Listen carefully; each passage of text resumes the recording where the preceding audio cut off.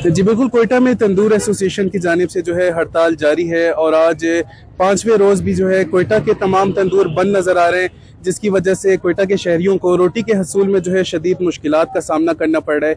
तंदूर association के मुतालबात में ये मुतालबा भी शामिल है कि रोटी के रेट को जो है बढ़ाना चाहिए और ज़िला इंतज़ामिया की जानिब से जो है मुशावरत के बगैर रोटी का रेट और उसका जो है वज़न तय किया गया है।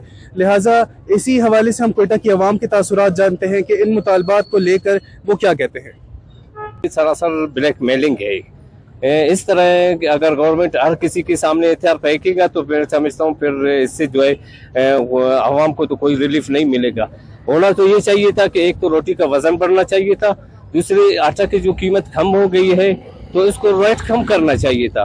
वरना कि वहाँ जहाँ पे ये अगर तंदूरे बंद किए हैं तो गवर्नमेंट को चाहिए कि इनके जो है लाइसेंस मनसूख किए जाए। रेट तो कम नहीं है, रेट तो कम नहीं है।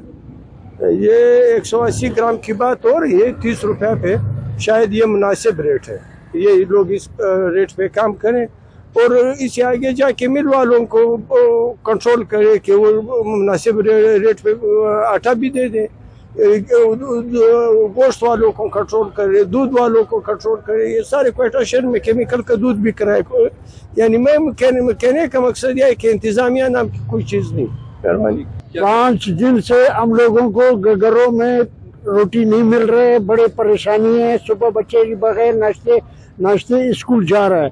बाकी अभी यहाँ पे जो मुसाफिर है कि उसको क्या होगा, जो अस्पतालों में मरीज पड़े हुए उसको क्या होगा। मेरा निगरान हुकूमत से ये दरख्वास्त है, जब ये तंदूर वाले का मसला हल करे। पहले भी रोटी महंगी थी, समझ गया, वजन कम था, अभी भी वो बोलता है रोटी ऊपर महंगा कर लेगा। तो इस महंगाई का अवाम क्या करे फिर।